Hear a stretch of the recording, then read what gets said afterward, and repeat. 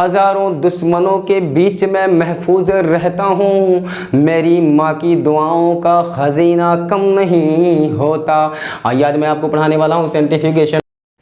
जय हिंद दोस्तों, मेरे प्यारे प्यारे चमन के साथियों, बच्चों, प्यारे प्यारे भाइयों बहनों, मैं आज आपको सेंट्रीफ्यूगेशन पढ़ाऊंगा। उसके पहले एक बात बताऊंगा। ज़्यादातर नौजवान मोटिवेशनल, इंस्पायरेशनल, एक्सप्रेशनल वीडियो के चक्कर में लाखों हजारों घंटा बर्बाद कर दे रहे हैं।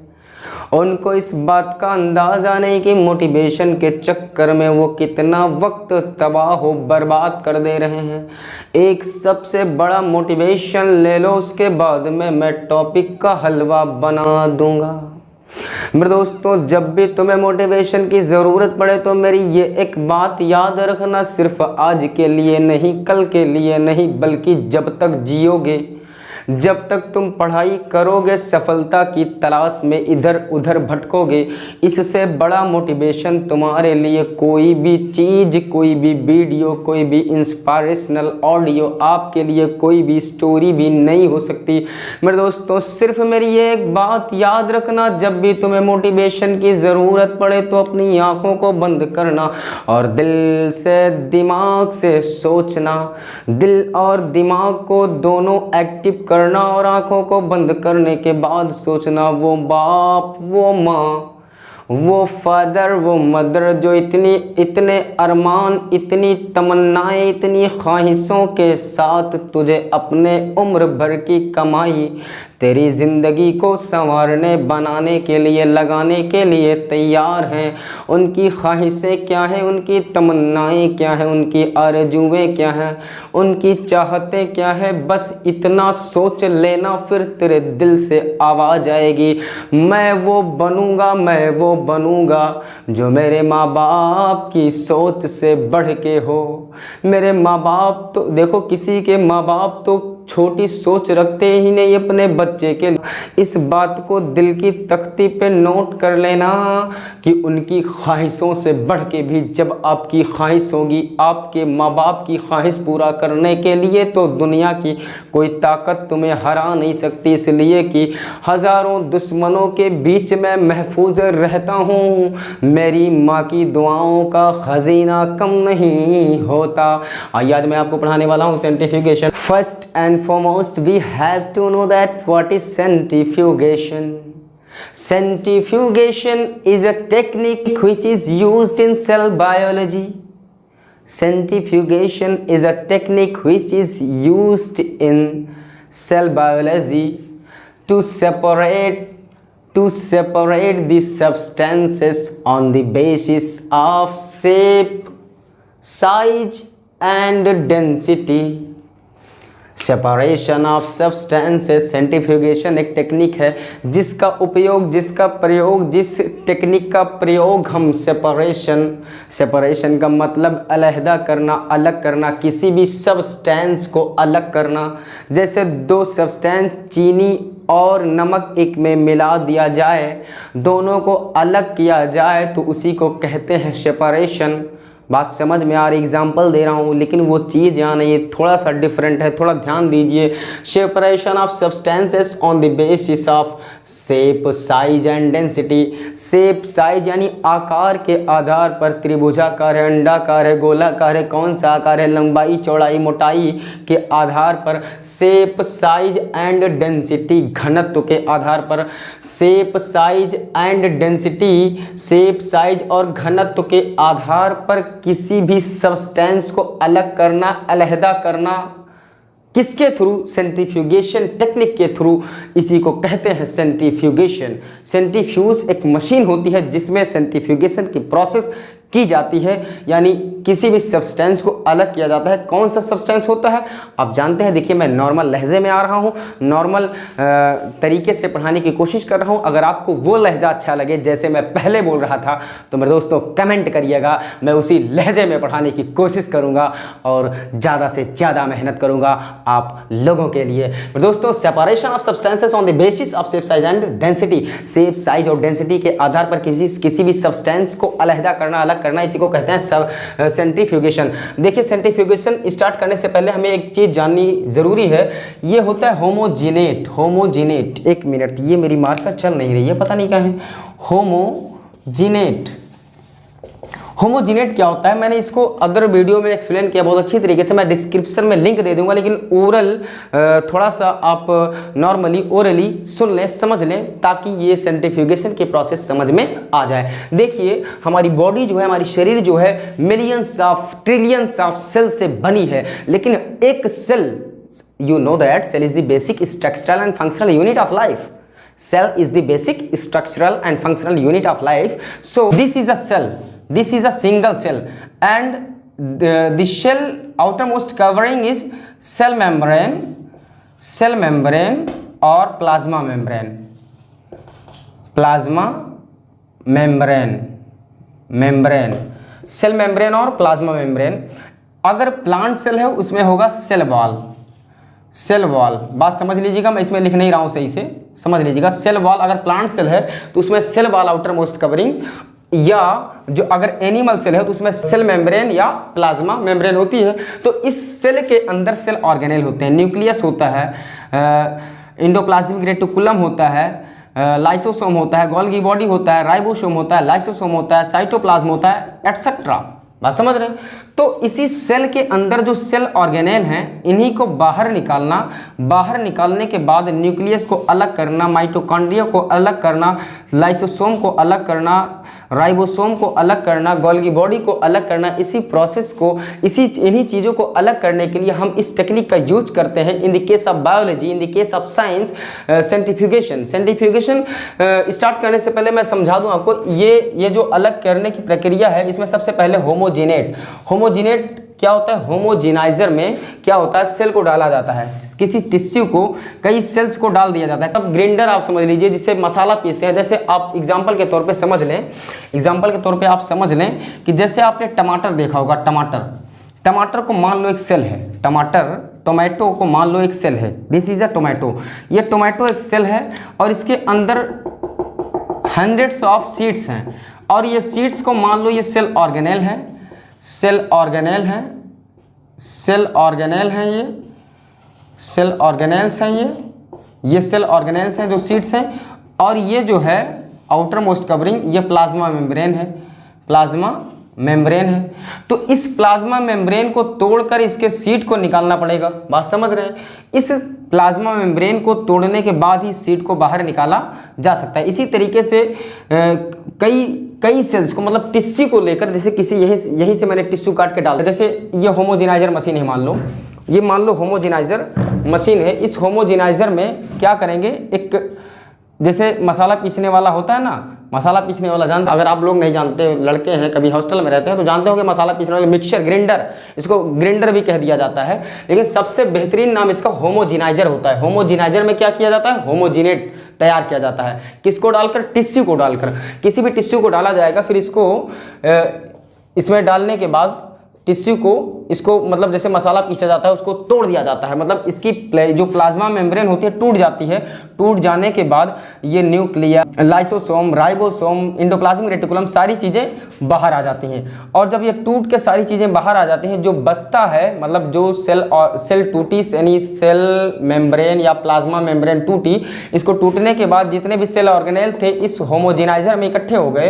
तो इस होमोजिनाइजर में जो इकट्ठा हुआ, इसी को कहते हैं होमोजिनेट, इसी को कहते हैं होमोजिनेट। अब इस होमोजिनेट को क्या करते हैं, हम एक टेस्ट ट्यूब में लेते हैं, होमोजिनेट को एक टेस्ट ट्यूब में लेते हैं, जो सेल ऑर्गेनेल्स बाहर आ गए हैं। देखो इसमें माइटोकॉन्ड्रिया, लाइसोसोम, राइबोसोम, सारी चीज़ें मिक्स हो गई हैं। बात समझ रहे हैं? अब हमको क्या करना है, देखिए होमोजिनाइजर के थ्रू होमोजिनेट जो तैयार हुआ, इसमें सेल ऑर्गेनेल्स जितने हैं सब मिक्स हैं एक में। अब इसको अलग करना है, जैसे न्यूक्लियस, राइबोसोम, तमाम सेल ऑर्गेनेल्स जो है उसको अलग अलग करना है। न्यूक्लियस को अलग करना है, राइबोसोम को अलग करना है, माइटोकॉन्ड्रिया को अलग करना है, गोल्गी बॉडी को अलग करना है।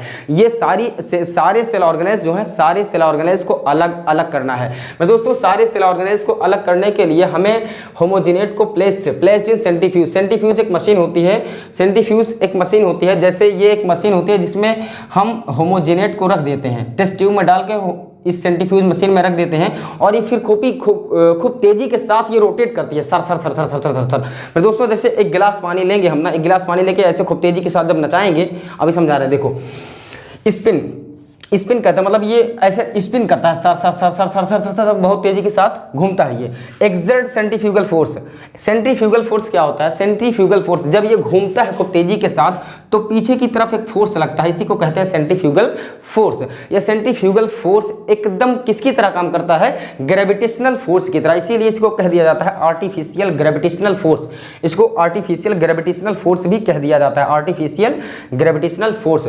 एकदम याद करते चलो, लंबी वीडियो हो जाए टेंशन मत लेना, लेकिन तैयार होना चाहिए यार, समझ में आना चाहिए, भटकने का नहीं। भाई दोस्तों देखो, आर्टिफिशियल ग्रेविटेशनल फोर्स इसको इसलिए कहते हैं क्योंकि पूरी तरीके से ग्रेविटेशनल फोर्स की तरह काम करता है। जैसे कि हम किसी पानी में कोई चीज़ डालेंगे या इसी हवा में इसको मैं छोड़ूंगा तो नीचे आ जाएगी, तो ये ग्रेविटेशनल फोर्स की वजह से हो रहा है। इसका वेट भारी है इसलिए नीचे आ जा रही है। जैसे हम पानी में बर्फ़ डाल देते हैं, उसकी डेंसिटी कम है और क्या उसमें नहीं लगता है, उसको नीचे तह में बैठ जाना चाहिए उसको भी, लेकिन वो तैरता इसलिए क्योंकि उसकी डेंसिटी कम है, किससे? पानी से। इसीलिए यहाँ पे कहा गया शेप, साइज और डेंसिटी के आधार पर किसी भी चीज़ को अलहदा करना, अलग करना, सेपरेशन करना, उसी को कहते हैं सेंट्रीफ्यूगेशन। मेरे दोस्तों जो इसमें होमोजीनेट डाला गया, जब ये स्पिन कर रहा है, जो सेंट्रीफ्यूज मशीन में रखा गया ये टेस्ट ट्यूब में डालकर होमोजीनेट, ये खूब तेजी के साथ स्पिन कर रहा होता है। इसमें मोटर होता है, खूब तेजी के साथ इसको घुमाता है। कम से कम 5000 रोटेशन पर मिनट इसका होता है, कम से कम, और ज़्यादा से ज़्यादा जितना आप तगड़ा मोटर लगा देंगे उतना तेज़ी के साथ घूमेगा, 1.5 लाख 2 लाख तक पहुंच जाता है। देखो ये खूब तेज़ी के साथ घूमता है तो इस पर एक फोर्स एग्जर्ट करता है, exert centrifugal force. Centrifugal force इसको इसलिए कहते हैं सेंट्रीफ्यूज मशीन में देखिए, जैसे हम गिलास में पानी लेके ऐसे खूब तेजी के साथ घुमाएंगे ना तो गिलास का पानी निकलेगा नहीं, जैसे यहाँ पे जाएगा उल्टा हो जाएगा फिर भी नहीं निकलेगा। मैंने उस वीडियो में दिखाया है एग्जाम्पल प्रैक्टिकल करके, तो आप देख लीजिएगा, मैं डिस्क्रिप्शन में दे दे रहा हूँ लिंक। मेरे दोस्तों वो पानी इसलिए नहीं गिरता क्योंकि ये हैंड फोर्स होता है। जैसे समझ लीजिए, जैसे मैं हैंड से घुमा रहा हूँ हाथ से, तो ये इसको हैंड फोर्स हम कह सकते हैं। इसी तरीके से ये सेंट्रीफ्यूगल फोर्स होता है। सेंट्रीफ्यूज मशीन में जो फोर्स एग्जर्ट होता है इसी को सेंट्रीफ्यूगल फोर्स कहते हैं। पूरी तरीके से ग्रेविटेशनल फोर्स की तरह काम करता है, but small particles does not settle down. मेरे दोस्तों ग्रेविटेशनल फोर्स की वजह से सारी चीजें नीचे चली जाती है, लेकिन कुछ चीजें जो छोटी होती हैं, बहुत माइन्यूट होती हैं। आप जानते हैं सेल को हम आंखों से नहीं देख सकते हैं, तो सेल के अंदर ऑर्गेनेल को कैसे देखेंगे, तो कितने छोटे होते होंगे। अब उनको अलग करना है, माइटोकॉन्ड्रिया को अलग करना है, न्यूक्लियस को अलग करना है, तो इनको अलग करने के लिए इस मशीन का, इस सेंट्रीफ्यूज मशीन का प्रयोग किया जाता है, जिसमें क्या होता है, प्रोसेस ऑफ सेडिमेंटेशन, मतलब जो नीचे बैठ रहा होता है उसी को कहते हैं process of sedimentation. In centrifugation it occur by centrifugal force. देखिए नॉर्मली ग्रेविटेशनल फोर्स की वजह से कोई भी चीज़ नीचे चली जाती है, लेकिन इस प्रक्रिया में जब छोटे छोटे जो सेल ऑर्गेनेल्स होते हैं वो जो नीचे बैठते हैं वो सेंट्रीफ्यूगल फोर्स की वजह से बैठते हैं। सेंट्रीफ्यूगल फोर्स जब खूब तेजी के साथ रोटेट करेगा तो पीछे की तरफ इसके ग्रेविटेशनल फोर्स की तरह सेंट्रीफ्यूगल फोर्स लगेगा और सारी जो सेल ऑर्गेनेल होंगे वो तह बाई तह में बैठते चले जाएंगे। आइए आगे हम समझाते हैं कैसे बैठते हैं। देखिए सबसे पहले हम ओरली समझ लेते हैं कि सेडिमेंटेशन कॉफिशिएंट क्या होता है। पहले अभी मैं कितने टाइप्स के होते हैं, कैसे होते हैं, उसको अच्छी तरीके से समझाऊंगा। वीडियो 20 मिनट की हो जाए, 25 मिनट की हो जाए, टेंशन मत लो, लेकिन इसको समझो। सेडिमेंटेशन कॉफिशिएंट क्या होता है। सेडिमेंटेशन कॉफिशिएंट को स्वेडबर्ग या यस से डिनोट करते हैं। इसकी यूनिट है rate at which particles settle down, called sedimentation coefficient. The rate at which particles settle down, मतलब वह रेट, वह दर जिस दर से पार्टिकल्स सेटल डाउन, नीचे बैठते हैं, उसी को कहते हैं सेडिमेंटेशन कॉफिशिएंट कहते हैं। सेडिमेंटेशन कॉफिशिएंट को समझने के लिए दो एग्जांपल समझ लें। देखिए अगर लार्ज सब्सटेंस होगा, देखिए न्यूक्लियस होता है, माइटोकॉन्ड्रिया होता है, इंडोप्लाज्मिक रेटिकुलम होता है, गोल्गी बॉडी होता है, तो मानते हैं कि सबसे ज़्यादा घनत्व न्यूक्लियस होता है, फिर माइटोकॉन्ड्रिया का घनत्व ज़्यादा होता है, फिर endoplasmic reticulum, Golgi body, lysosome, फिर राइबोसोम हम मान लेते हैं। बात समझ रहे हैं। जैसे 80s ribosome, 80s ribosome, 70s ribosome, 70s ribosome समझ लीजिएगा, मैं बहुत वैसे लिख दे रहा हूँ नॉर्मली, समझिएगा। देखिए 70s राइबोसोम, 80s राइबोसोम। अब इसका घनत्व तो ज़्यादा होगा क्योंकि ये भारी है, 70s हल्का है, बात समझ रहे हैं। अब देखो लार्ज सब्सटेंस, देखिए अगर 80s राइबोसोम है ये थोड़ा बड़ा होगा, 70s राइबोसोम है थोड़ा छोटा होगा, बात समझ रहे हैं। सेडिमेंटेशन जो होगा ये जो बड़ा वाला है ज़्यादा तेजी के साथ बैठेगा, इसलिए इसका घनत्व तो ज़्यादा है, सेडिमेंटेशन फास्टर होगा, सेडिमेंटेशन फास्टर होगा, बात समझ रहे हैं, खूब तेजी के साथ होगा। हायर स्पीड, हायर स्पीड मतलब बैठने की दर जो होगी वो तेज होगी। हायर स्पीड, किसकी स्पीड ज़्यादा होगी? इसकी ज़्यादा होगी बैठने की, किसकी? लार्ज सब्सटेंस की, न्यूक्लियस की, बात समझ रहे हैं। एग्जांपल के लिए समझिए, न्यूक्लियस जैसे सबसे भारी होता है, लेकिन अगर केवल राइबोसोम देखा जाए, जैसे जो प्रोकैरियोट होते हैं उसमें 70s और जो यूकैरियोट होते हैं उसमें 80s राइबोसोम पाए जाते हैं। तो 80s वाला जल्दी बैठेगा और 70s वाला छोटा होता है, इसका घनत्व कम होता है, इसलिए इसका सेडिमेंटेशन रेट स्लो होगा, स्लो होगा, इसका सेडिमेंटेशन रेट स्लो होगा। ये उल्टा बना दिया था, ये ऊपर की तरफ, मतलब तेज होगा, हाई होगा, मतलब सेडिमेंटेशन स्लोअर होगा, स्लो स्पीड मतलब धीरे धीरे बैठेगा। वही जो कोई जिसका घनत्व जितना कम रहेगा उतना धीरे धीरे नीचे बैठेगा, बस समझ रहे हैं। लेस सेडिमेंटेशन कॉफिशिएंट, जब धीरे बैठेगा तो उसका सेडिमेंटेशन कॉफिशिएंट बैठने की दर कम हो जाएगी, नीचे जमने की, नीचे बैठने की, सेडिमेंट होने की। तो स्लो स्पीड रिक्वायर्ड मोर सेंट्रीफ्यूगल फोर्स, यहाँ पे रिक्वायर्ड लो सेंट्रीफ्यूगल फोर्स, यहाँ पे रिक्वायर्ड मोर सेंट्रीफ्यूगल फोर्स। मतलब जो बड़ा है तो इसकी रोटेशन की स्पीड कम रहेगी, उसी पे बड़का बैठ जाएगा, और जब छोटका नहीं बैठेगा तो इसकी स्पीड थोड़ा बढ़ा दी जाएगी तो छोटका बैठ जाएगा। इसका मतलब जब कम तेजी के साथ घूमेगा तो सेंट्रीफ्यूगल फोर्स भी कम प्रोड्यूस होगा, और जब तेजी के साथ घूमेगा तो सेंट्रीफ्यूगल फोर्स भी ज़्यादा प्रोड्यूस होगा। इसलिए जब ज़्यादा तेजी के साथ घूमेगा तो ये छोटका वाला भी बैठ जाएगा, और जब धीरे धीरे घूमता रहेगा तो ये बड़का वाला पहले बैठ जाएगा। इसी तरीके से ये अलग अलग होते चले जाएंगे। मेरे दोस्तों, मेरे भाइयों, मेरे बहनियों, आप टेंशन मत लीजिएगा, मैं एकदम अवधि में समझा सकता हूँ, मैं एकदम देसी में समझा सकता हूँ, आपको अंग्रेजी में भी पढ़ा सकता हूँ। तो आइए अब आपको हम पढ़ा देते हैं सेंट्रीफ्यूगेशन के प्रकार। सेंट्रीफ्यूगेशन कितने प्रकार के होते हैं और किस तरीके से काम करते हैं, किस तरीके से हम अलहदा करते हैं, सेपरेट करते हैं सेल ऑर्गेनेल्स को। आइए देखते हैं डेंसिटी ग्रेडियंट सेंट्रीफ्यूगेशन और बियॉन्ड डेंसिटी सेंट्रीफ्यूगेशन। इसको कहते हैं डेंसिटी ग्रेडियंट सेंट्रीफ्यूगेशन और या अथवा बियॉन्ड डेंसिटी सेंट्रीफ्यूगेशन। ये किसी भी नाम से आएगा तो इसको आप कंफ्यूजन ना होइएगा। जैसे कभी वेरी शॉर्ट में पूछ लेता है बियॉन्ड डेंसिटी सेंट्रीफ्यूगेशन क्या है, तो बच्चा पगला जाता है, समझ में नहीं आता है, क्या लिखूं, कैसे लिखूं, मैंने तो पढ़ा था डेंसिटी ग्रेडियंट सेंट्रीफ्यूगेशन, ई कहाँ आ गया। और दोस्तों इसलिए इस नाम को जानना भी ज़रूरी है, इसी को बियॉन्ड डेंसिटी सेंट्रीफ्यूगेशन भी कहते हैं। पर दोस्तों इसमें क्या होता है, होमोजिनेट मैंने पहले ही बता दिया, जो सेल मेम्ब्रेन को तोड़कर सेल ऑर्गेनेल को बाहर निकाला गया रहता है, उसी होमोजिनेट सैंपल को लेकर किस में डाला जाता है, किसी टेस्ट ट्यूब में डाला जाता है।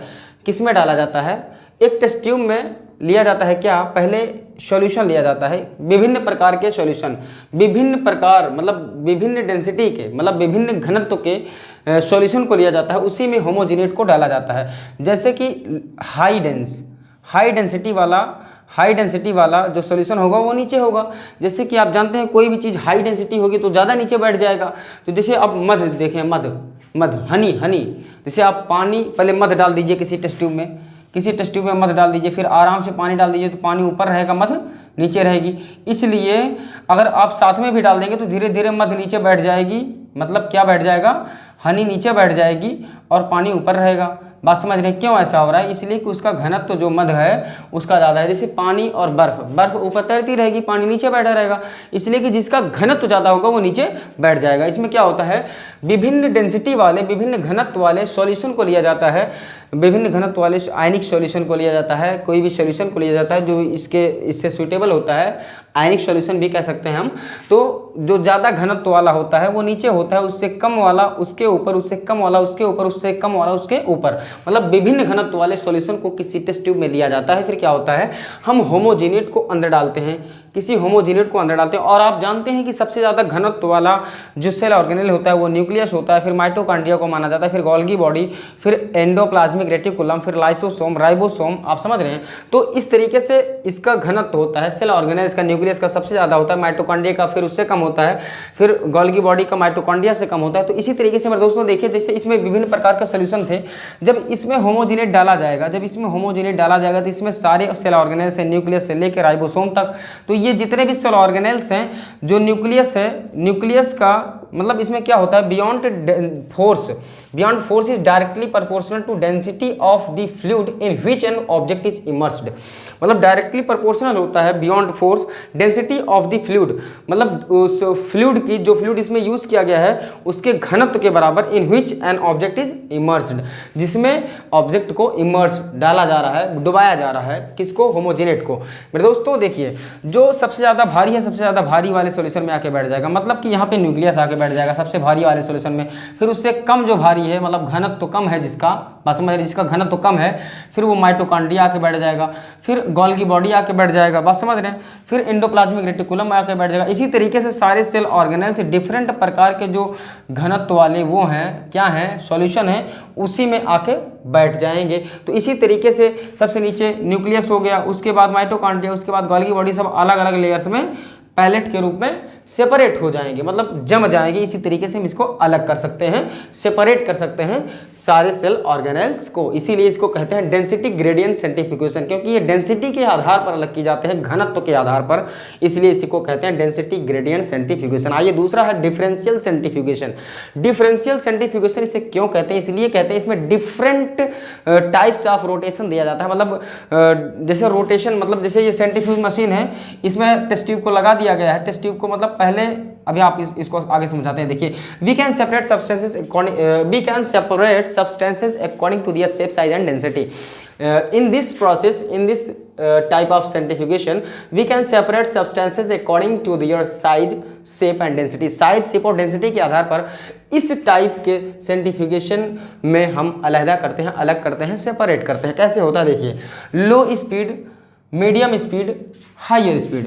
देखिए, जब इसकी स्पीड लो होगी, बात समझ रहे, जब इसकी स्पीड लो होगी, जैसे हम दो चीज़ों को गिराते हैं साथ में, 1 किलो कॉटन, 1 किलो रुई हम इसी ऊंचाई से, और 1 किलो लोहा हम इसी ऊंचाई से गिराते हैं, तो लोहा जो है पहले गिर जाएगा और रुई बाद में गिरेगी, इसलिए कि लोहे का घनत्व ज़्यादा है। तो जिसका घनत्व ज़्यादा होता है वो तेज़ी के साथ नीचे गिरता है, उस पर ग्रेविटेशनल फोर्स ज़्यादा तेज़ी के साथ लगता है। इसी तरीके से इसमें जो सेंट्रीफ्यूगल फोर्स एग्जर्ट होता है, प्रोड्यूस होता है, वो सेंट्रीफ्यूगल फोर्स जिसका घनत्व ज़्यादा होता है उस पर तेज़ी के साथ लगता है और वो तेज़ी के साथ बैठने लगता है। मेरे दोस्तों, लो स्पीड, जब इसकी स्पीड लो होगी, तकरीबन 4000 से 5000 आरपीएम रोटेशन पर मिनट, मतलब 4000 से 5000 साइकिल वन, मतलब एक साइकिल में कई हजार बार रोटेशन होगा। बात समझ रहे हैं, नहीं तो एक बार समझो कि एक बार घुमा दिया हो गया, नहीं, तो इसको कई बार रोटेशन होगा। In one cycle there are a number of rotation of test tube in the centrifuge machine. ये कई बार रोटेशन इसका होगा, मतलब 4000 से 5000 रोटेशन पर मिनट, ये लो स्पीड मानी जाती है। किसकी, सेंट्रीफ्यूज की जो मशीन होती है वो 4000 से 5000 बार इस टेस्ट ट्यूब को घुमाती है। तो जब धीमे घुमाएगी तो इसमें जो सेंट्रीफ्यूगल फोर्स होगा वो भी लो होगा, सेंट्रीफ्यूगल फोर्स जो होगा लो होगा, और सेंट्रीफ्यूगल फोर्स लो होगा तो जो भारी होगा वो बैठने लगेगा। मतलब जो न्यूक्लियस होगा, मान लो न्यूक्लियस का घनत्व तो सबसे ज़्यादा है, तो न्यूक्लियस सबसे पहले इसमें बैठने लगेगा। बात समझ रहे हैं, तो न्यूक्लियस बैठ गया। अब जो बचा, देखो इसमें जो मान लो पहली मरतबा न्यूक्लियस यहाँ पे बैठ गया, न्यूक्लियस बैठ गया अगर, तो उसके बाद क्या होगा, जो ऊपर बचा है, मतलब लेस डेंस, जो ऊपर बचा है लेस डेंस है, मतलब कम घनत्व है इसका, तो इसको बोलते हैं सुपरनाटेंट। मैं इसको बहुत नॉर्मल पढ़ता हूँ क्योंकि प्रोनाउंसिएशन इंग्लिश में नहीं पढ़ा रहा हूँ, साइंस पढ़ा रहा हूँ। देखो, सुपरनाटेंट जो होता है वो ऊपर जो कम घनत्व वाला होता है, मतलब लेस डेंस होता है, इसको अलग कर लिया जाता है, मतलब जो जमा उसको अलग कर लिया जाता है। फिर इस सुपरनाटेंट को अलग टेस्ट ट्यूब में रख के फिर इसको रोटेशन कराया जाता है। फिर से मतलब साइकिल टू में आ गए, मतलब साइकिल 2 में स्टेप 2 भी कर देते हैं। तो साइकिल 2 में क्या होगा, इसकी स्पीड 10,000 से 12,000 मतलब तकरीबन 9 से 10,000 रोटेशन पर मिनट इसको स्पीड बढ़ा दी जाती है, मतलब स्पीड और तेज कर दी जाती है। तो जो सुपरनाटेंट मतलब छोटे छोटे थे वो भी बैठने लगे, बात समझ रहे हैं, वो भी बैठने लगे। मतलब जब ये बैठ गए तो जो ऊपर बचा अब इसी को फिर बोल देते हैं सुपरनाटेंट, और जो नीचे बैठ गया उसको पायलट। फिर इसको अलग कर लेते हैं, फिर इसी तरीके से जैसे इसमें किए थे, फिर इसी तरीके से इसको जो सुपरनाटेंट है उसको डाल के फिर से इसको रोटेशन जो स्पीड है इसकी और बढ़ा दी जाएगी। मतलब तकरीबन 2 लाख आरपीएम रोटेशन पर मिनट तक कर दिया जा सकता है इसको, और तेजी के साथ ये रोटेशन करता है। जो छोटे से छोटे मतलब लाइसोसोम या राइबोसोम लास्ट में जो होते हैं, मतलब इसी तरीके से जो जमा उसको निकाल लिए, फिर जो ऊपर बचा उसको अलग मतलब उसमें डाल के, उसमें दूसरी टेस्ट ट्यूब में डाल के इसको सेंट्रीफ्यूज मशीन में रख के और तेजी के साथ रोटेशन बढ़ा दिया जाता है। इसीलिए इसको कहते हैं differential centrifugation. Different types of rotation इसमें दिया जाता है, मतलब रोटेशन जो स्पीड होती है उसकी बढ़ाया जाता रहता है, इसीलिए इसको कहते हैं डिफरेंशियल सेंट्रीफ्यूगेशन। यहाँ पे डेंसिटी के आधार पर, इसीलिए इसको कहते हैं डेंसिटी ग्रेडियंट सेंट्रीफ्यूगेशन, यहाँ पे डिफरेंशियल सेंट्रीफ्यूगेशन। मेरे दोस्तों, I hope you may be able to understand all the concept related to centrifugation. So a lots of thank you for watching my video. If you like, then you like or not, I am not saying anything, but you keep learning. Don't distract yourself, only concentrate on your syllabus, only concentrate on your dream, only concentrate on your aim or ambition. Don't distract yourself, respect your father and mother. Lots of thank you for watching my video.